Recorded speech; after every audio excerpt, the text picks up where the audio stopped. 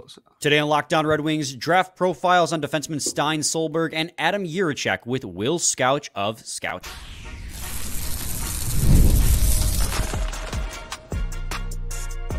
You're Locked On Red Wings, your daily podcast on the Detroit Red Wings. Part of the Locked On Podcast Network, your team every day. Welcome back to the Locked On Red Wings podcast. We are your hosts, Brian Fisher and Scotty Bentley. I am a former broadcast producer for 97 The Ticket, where Scotty is the host over at Locked On Tigers, as well as a freelance journalist for the Detroit News. And today, Scotty, this will be our final, I believe, our final draft profile of draft season. And we're going to be throwing it back to Will Scouch as he helps us profile both Stian Solberg and Adam Jiricek, two defensemen out of Europe. Will, one, thank you again for joining us. And two, how's it feel to be the final draft profile? No of our pressure, draft dude. Yeah, season? best for laughs, maybe It's a little bit. It's a pleasure. I'm happy to be on the show with you guys. You know, I like to put my thoughts out there, and you know, this is the second Locked On show where I've been the final guest, I believe, final profile before. So I'm honored to be on the rotation and feeling good. So let's close it out. Don't tell Tony that you're last. Don't tell Tony. Oh, I'm going to tell him. I'm telling. Who's our competition? Who's the other Locked On show? San Jose.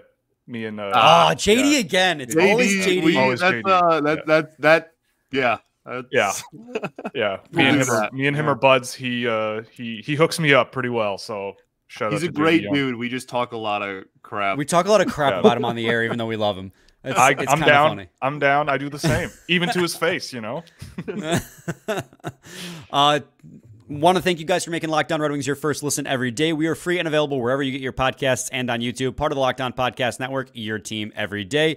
And today's episode is brought to you by FanDuel. Make every moment more. As playoffs wind down and the sports stop sporting like we want them to, FanDuel is hooking you up, all customers, with a boost or a bonus daily. That's right. There's something for everyone every day, all summer long. Because let's not forget, baseball's still going on. So visit FanDuel.com/LockedOn to get started. And Will, with that all being said, I changed it up, Scotty. Didn't say without further ado. With that all being said, let's dive into Stian Solberg first. 6'2" left shot defenseman, 205 pounds, according to his Elite Prospects page. He played in Norway this season. He had 15 points, 42 games with, I'm not even going to try and pronounce that, I'm just going to butcher it anyways, but with a professional team in Norway. When it comes to his strengths and weaknesses, what really stands out to you about Stian Solberg?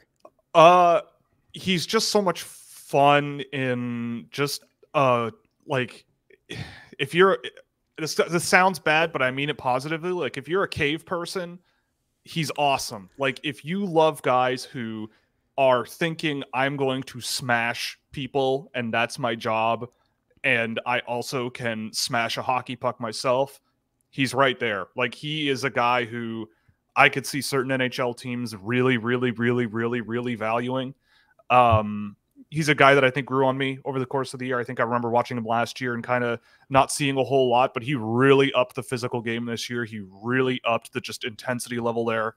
I think he's pretty raw in that sense in terms of projecting him to the NHL. I think he still has some rough around the edges moments, but I mean, everything I hear about him, he's a great personality. Everything I hear about him, he's an insanely hardworking guy who just loves to go out there and be the antagonist on the ice. Like, he just loves to mess around with guys and just be a jerk. And he's really good at it. And I think that that's valuable in its own way. He's a guy that's worked his way into my first round. I think a lot of people, that's the same situation. I was pleasantly surprised with how he played at the World Championships as well. I think he showcased his offensive tools a little bit and definitely threw his weight around with the other sort of younger guys on that national team. So I think he's a good player. I think he's an interesting one to sort of project into the future. I've heard a lot of people compare him to a guy like Radko Gudas, you know, just a real just pain of a hockey player who may not have 60 points in a season at all ever, but you're going to want him on your team, you know, in the middle of the ice. He's played both sides of the ice as well in the games I've seen, so that's somewhat valuable as well. So yeah, he's a really, really interesting player, and I don't think there's anyone in the draft quite like him at his high level. Well, you kind of alluded to it a little bit there, but I think one of the bigger questions with him is how high of a ceiling does he have, right? And that's not necessarily like guaranteed he's going to be this, but like, what's the top, like 20 percentile of what he could become, right? Because his style is so physically based that I think, if it's toward the end of the first round, maybe it's a little bit of a safer pick there. But for, if we're having this conversation and with a top 15 pick, like what kind of a ceiling does he maybe have? And what is, I don't know, what are the biggest factors that may get in his way or prevent him from reaching that? Honestly, I'm really optimistic about him in a way. Like, I think if I see him go, let's say 11th overall or something this year, I think a lot of people would kind of go, I don't know about that. And it's way higher than I have him ranked. But I think a team could really see a player like him and see a lot of almosts. Like, when he carries the puck up the ice, he can really get a good head of steam going, but the skill level quite doesn't match up yet. And he can't get through defensive layers as well as some other of the highly ranked defensemen in this draft, but you can kind of see him wanting to do that once in a while, and sometimes really having some impressive moments on the rush that you don't really see a whole lot of, especially for guys playing against men. I think as well, I think there's some skating refinements that need to come for him. Like, I think on defensive entries especially, he could really sort of get caught a little flat-footed. I've seen him, guys making quick cuts on him, and he doesn't really move his feet a whole lot, but he kind of puts a shove on them as they go by him, and that's not, and often guys can kind of just go through him. So just learning how to move laterally a little bit better and explode a little quicker and sort of use his feet and his body a little bit more to sort of get in the way a little more often, I think would go a long way. He also gets kind of caught a little flat-footed defensively in his own end. Like, guys, if he's grinding against the corner, he'll be really effective there, but then a guy might slip through him, cut to the net, and he just kind of loses a step or two on those players, and that kind of leaves him behind a little bit, chasing play a little bit, and sometimes that led to goals against. But I think that a lot of situations, the intent is good. I think there's a lot of I think a lot more experience. Like, I'd be patient with him. I wouldn't be in any rush to bring him over. He's taken a big step into Sweden this year. He's going to play top division. I think as well, like learning how to sort of pre-scan the ice a little bit before he touches the puck and see the ice a little bit better. You know, sometimes he would just get the puck in the corner and just rifle it along the boards, and there's no one there that's on his team, and just not a whole lot of stability to his game there. He's kind of a bit of a loose cannon, but you definitely see a lot that you like. Like, there's all the tools and the brain to sort of at least be a very good defensive player. I think in the offensive zone, though, there's like also potential for a little bit more there. I know he's scored some points this year. A lot of it comes off of his shot. He shoots the puck a ton relative to his team.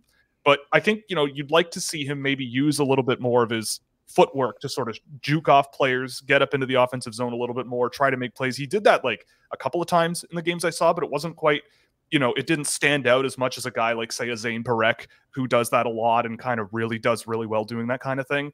It just wasn't there. So there's like, for me personally, I think if you buy into the what he's going to be in 5 years thing, I think he could be a very valuable player, but he does have a bit of a road ahead of him to get there. And I think there are a lot of things that he doesn't quite check yet, but I mean, I'd love it if he could, because you see flashes and you see moments, and I like him a lot. It's just that the output right now is a bit behind the group of defensemen ahead of him for me. Absolutely. So we're going to head to a quick break, Will, and when we return, I have a question for you about Solberg regarding his, not just his physicality, but also with the Red Wings standing at 15 and their depth chart being the way it is. Like, is this a smart play for the Red Wings in particular? So I'll ask you that on the other side of this break. Stay tuned to Locked On Red Wings. I love sports. I love them so much that I really never want them to stop. And Game 7 is over by the time you guys are listening to this, and hockey season has come to an end. Even though the draft is around the corner, nothing beats the thrill of watching Stanley Cup playoffs. And as those playoffs wind down, we'll have fewer games, and the sports just won't be sporting like we want them to. But FanDuel lets me keep the sports going whenever I want. All I have to do is open the app and dream up bets anytime I'm in the mood. And this summer, FanDuel is hooking up all customers with a boost or a bonus daily. That's right. There's something for everyone every day all summer long. So head over to FanDuel.com/lockedon and start making the most out of your summer. FanDuel, official sports betting partner of Major League Baseball. Segment 2, Locked On Red Wings podcast. Scotty and I are joined by Will Scouch of Scouching, and we're talking right now about Stian Solberg, the Norwegian defenseman. And we talked a lot about his strengths and his weaknesses in segment 1. He's big, defensive zone oriented, lays the hammer down. He's not afraid to use his body, kind of old school in that mindset. But he's also left shot. And I don't want to make a habit out of really putting an emphasis, and you even said he can play both sides. He played a little bit of both sides in Norway, and I don't want to make too much of an emphasis on what side they shoot on. But the Red Wings, as it stands right now, have a plethora of left shot D-men on the roster and plenty in the system as well. And so my question to you is, if the Red Wings are sitting there at 15 and they have Stian Solberg on their radar, do they say he's the best available? I mean, again, there's a lot of questions and marks regarding that because there's going to be a lot of players probably available. But can you see a situation where they're like, this is the best guy available, let's take him? Or do you think it's going to be more like, well, we already have that box checked on our depth chart. Let's try and go for somebody a little bit different that is maybe in a similar realm of ceiling as that they view it? Yeah, I mean, it's an interesting question, and it's certainly a factor I would think that they're considering. I mean, if it's me, it's not really something I think about a whole lot. Like, I don't mind having a bunch of defensemen on my team like Stian Solberg. Like, I think he projects well to the NHL and should fill at least some kind of role. I mean, I doubt that at draft time at 15, he is just going to be the quote-unquote best player available. And I look at Detroit's system, and I think there's space for a player like him. I know that there's a lot of defensemen out there like Sandy Pellikka, Edvinsson, Andrew Gibson has had a pretty good season. Shai Bouillam's been a solid college defenseman, but those guys are no guarantee. And I mean, neither is Solberg, I would say, but Solberg does bring a different style of play at a higher level than I think those guys do. If it is him at 15, I mean, I think that the Red Wings also have a pretty strong history with players like him I'm looking at mostly more at Seider, and they can sort of look at him and go, this is a really physical guy who can play strong defensive hockey, and certainly grew a lot in his game as he sort of developed in Sweden a little bit. And so I feel like the same story might be there for Solberg. Maybe not at as high a level, Calder Trophy candidate, but there's a lot to like. And I think that a guy like Mo Seider could be a good sort of, not a mentor, but a good sort of guy to put in the room with Solberg to go, hey, we kind of sort of play a bit of a similar way. I think you're more of a intense sort of physical, I'm going to beat the crap out of you type player. And I don't see as much of that in Seider, but he is a really solid defensive player. And I think finding that balance is going to be really important for Solberg. Again, it depends on how the chips fall on draft day. I mean, I have Solberg more towards the back half of my first round. But I could see it, the tier he's in starts at 17 for me. And I feel like it would be a little bit of a reach, but if I'm sitting at a scouting team and half of the group is like, no, we love the kid. We love the personality. We love how he plays. He's going to be a pain in the NHL. And we already have X amount of skill on the defensive side. We already have X amount of skill up front. We've drafted a ton in the last few years. So why not? Let's, take the plunge on this guy, and he'll at least not be a pain for us. He'll be a pain for others. And I think that maybe that's something that could convince them. The only other question I have is piggyback off something you said earlier, where you said that teams weren't necessarily going to be in a rush to probably bring him over. And like, I don't like making a habit of asking about like timetables, because I think so much varies once you become a pro and once you get drafted and whatnot, and stuff can change so quickly. But is that something that like how long do you think it may take him to come over and be, move up the system and whatnot? And B, is that something that any team is, I don't know, looking at on draft night and maybe bringing that into their consideration with him? I mean, if you ask me, I think he's maybe like I would expect like a 2-season in Sweden type deal. I think the jump from the Norwegian Pro League to the top division in Sweden is difficult. That's a big jump in European hockey hierarchy. He has been playing a ton of minutes for his team in Norway, of course, and that matters.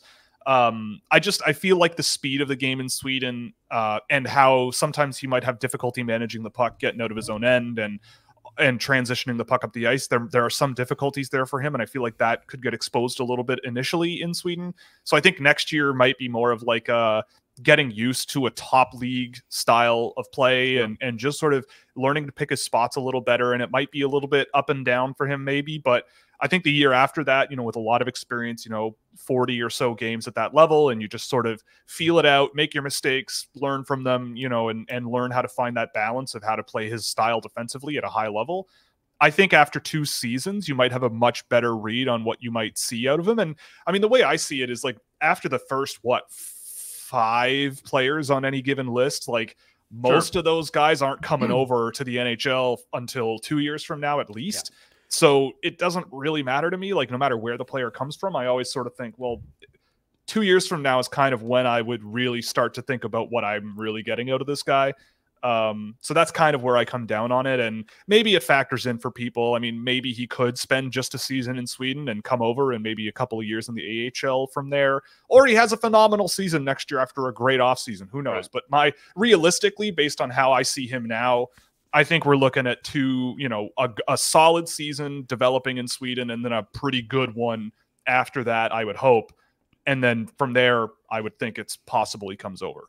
Yeah, and I mean, for Red Wings fans, Axel Sandin Pellikka, for example, taken, was it 17th overall last year by the Detroit Red Wings? He's going back for a second year in Sweden. Despite how much good he did in Sweden, they're like, it's probably best you stay over there for one more year. So it's pretty par for the course for a lot of those guys. Yeah. Let's move now to Adam Jiricek, another defenseman who is projected to be taken probably in the first round, more than likely by most draft boards, projected draft boards. But his style is very different from Solberg from everything that I'm reading. What have you seen out of this 6'2" right shot defenseman from the Czech Republic? I mean, I'm still a believer in him. He was one of my favorite defensemen coming into this season. After seeing him last year at the under-18s and playing in Czechia, I thought he was really good. I thought there was really high-end mobility and just the vision he had on the ice and his sense of positioning and all of these sort of defensive intelligence traits that are really difficult to find at that age. I think he carries a lot of them. I think his older brother, David, has similar sort of positioning habits and vision and just his way of getting around the ice and putting himself in good spots. I think Adam has it similarly. I think Adam does bring some different traits to the game. I think David was a little bit more physical and violent, whereas I see with Jiricek, it's more calculated and reserved, but still has a bit of that grind to his game. I thought that originally at the beginning, first few months of the year, he was really outmatched in the Czech top division. I thought he really looked, a step behind play. Rushes were a little bit too quick for him. And I think he just, and I've been talking to some folks over the last few weeks, and I think he feels the same way. I think he knows that it was a big jump for him going from the Czech junior division to the top division. It's a big jump. But I do think that as the year kind of went on before the World Juniors, he started figuring it out and looking a little bit more comfortable. And he was thinking quicker, moving a little bit quicker and getting to the right spots a little bit quicker and just playing a little more physically.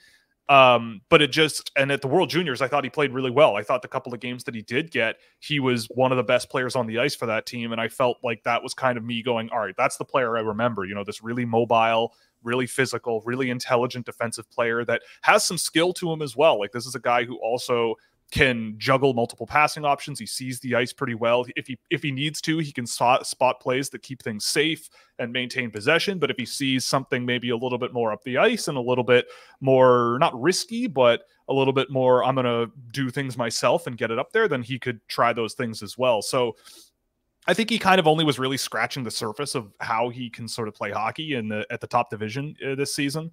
I think you saw a bit more of what he could do in the World Juniors, and then he blew out his knee. In terms of the injury, I'm not super concerned. I think that these days knee injuries, I mean, they suck. And statistically, getting a knee injury generally statistically leads to more knee injuries. But that's also like a general population thing and not a professional athlete thing. And I think with surgeries and the way that they are now, knee surgeries and ligament surgeries are a lot more dependable and reliable long-term than they were 10, 15 years ago. And not many NHL players seem to be dealing with knee injuries to the point where they lose their whole careers anymore. But it's something I would do.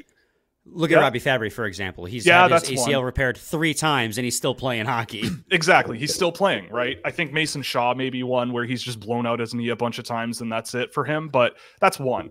And I think with Jiricek, I mean, it's absolutely something I do my homework on, right? I'm not saying that it's not a problem, but I'm saying as a team, it doesn't concern me that much. But I definitely would want to look into, some medical advice and get some independent opinions on that. And it might cause him to drop in the draft. But I get the feeling that in terms of defensemen in this draft, I mean, just with the habits he has, the positioning he has, the sort of mobility he brings, there's a lot of things that I don't see in a whole lot of other defensemen this year. And he's, to me, still one of the best options. And if we're talking about this pick for the Red Wings, I mean, if it comes down to it and they're like, well, do you want Jiricek or Solberg?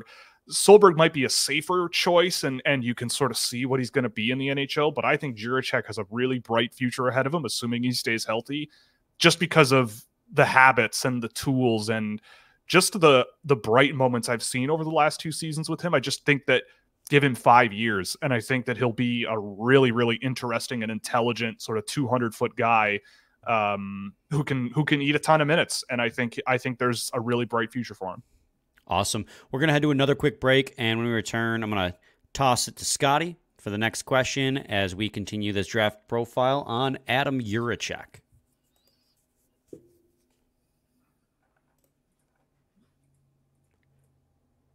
Segment 3, Locked On Red Wings podcast. We are joined by Will Scouch of Scouching. We're breaking down a draft profile on draft-eligible prospect Adam Jiricek out of Czechia. Scotty, what do you got for Will in regards to Jiricek?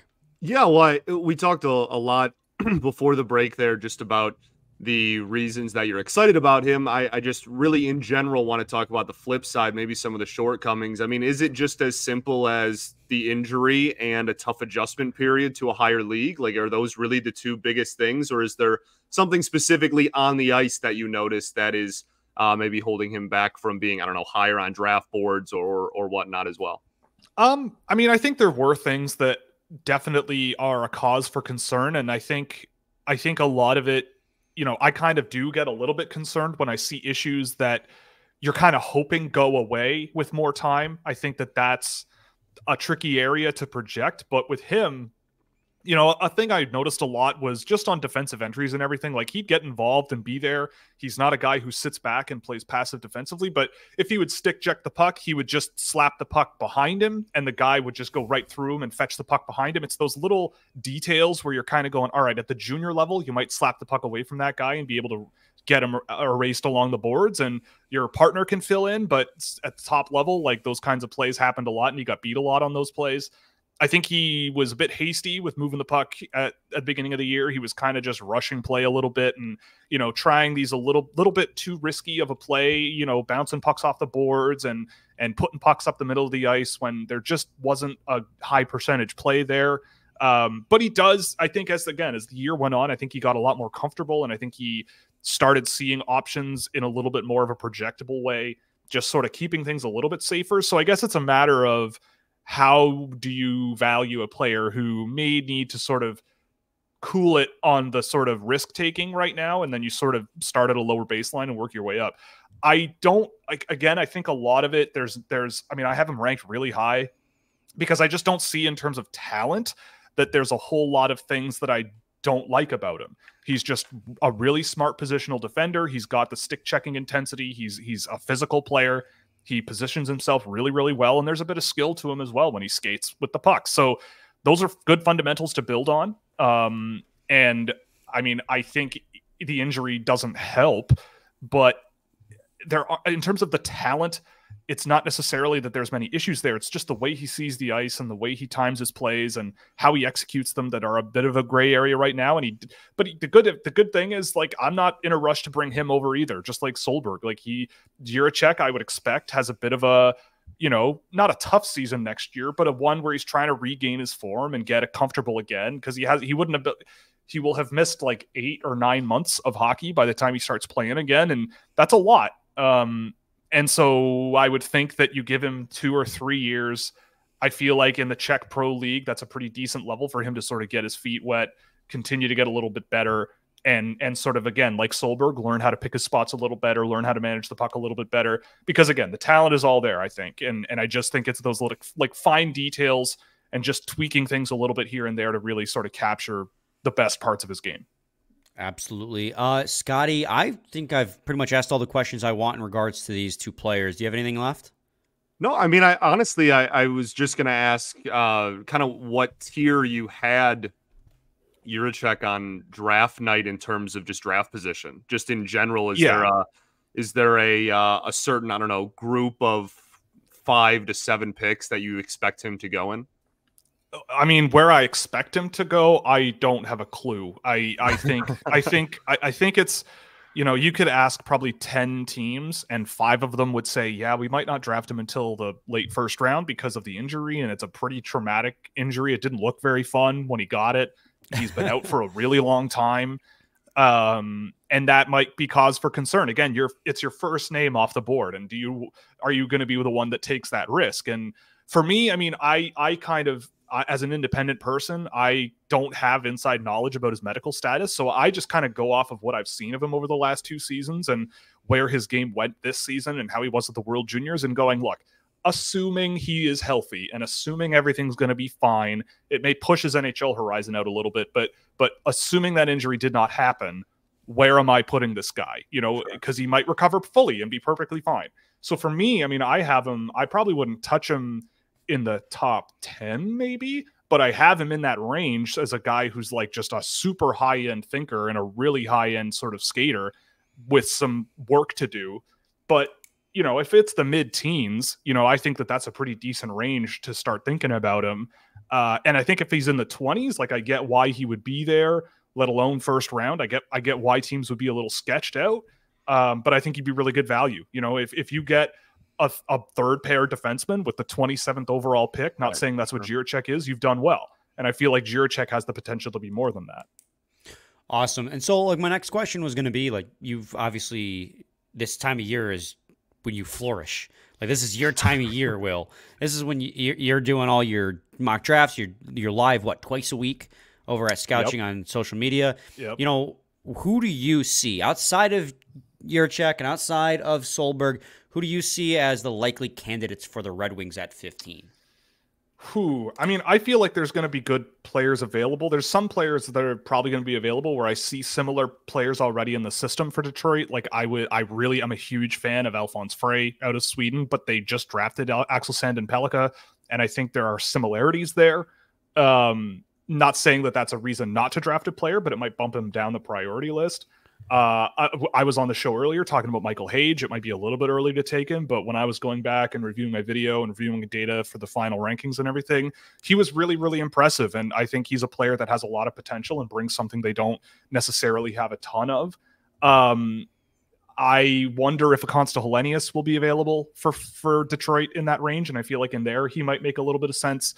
I feel like he's had some international showings that I think people might sort of see a bit of holes in his game, and he might drop a little bit in the draft, but I don't think it's so horrible that he is, you know, a late first round option. I think that if he's there at what is it, 15, 16, 15, then I feel like if he's there, it's possible, and he could be a really good sort of, and I feel like Yzerman would like a player like that, just a really smart, physical, solid center, you know, might be a good third line center in the NHL one day. You know, him and Marco Kasper on the same team sound like a good match.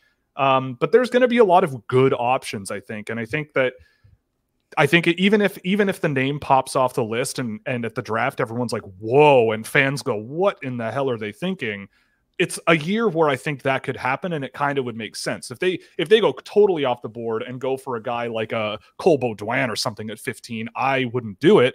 But he's competitive, he's aggressive, he's physical, he brings so many things to the table that I think NHL teams really like. That I would go, okay, you know, I see where you're coming from there.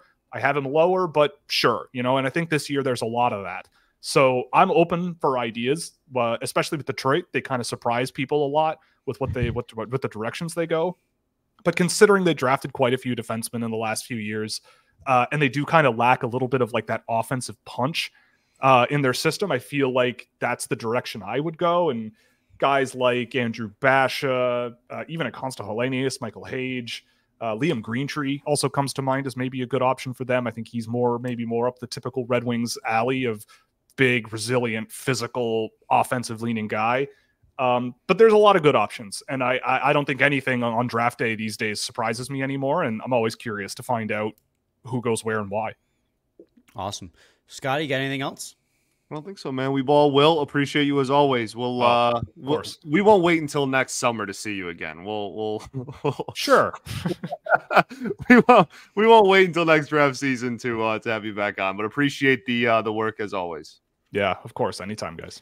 Yeah. Do you want to take a second to plug your stuff? Sure. Yeah. So I don't know if the show's coming out literally today. Tuesday. This is Tuesday. Okay. So my rankings will have been out by the time this comes out. They're coming out Monday night. We're doing a show Monday night, and they'll come out then. We're still trying to figure out what we're going to do for the draft itself. We might do a stream after the draft ends on Saturday. I'll be in Vegas, so it'll be dependent on internet connection and where I am and all that stuff. We don't know yet, so stay tuned to that. But the YouTube Scouching channel is very active these days. We've got reports coming out every day on different players. We have streams twice a week-ish nowadays, depending on, different factors. Yeah, we've had a lot of fun this year with running all that stuff. And you can go to scouching.ca, and if you like the work and everything, you can subscribe and help us out a little bit, and you get a bunch of exclusive content and, a fun Discord server where we share a bunch of video and talk a whole bunch about these guys privately. So you can check that out as well. Awesome. Thank you so much again, Will. Scotty and I will be back with a new episode tomorrow. Should be a fun one, so stay tuned for that. Same time, same place. It's your team every day.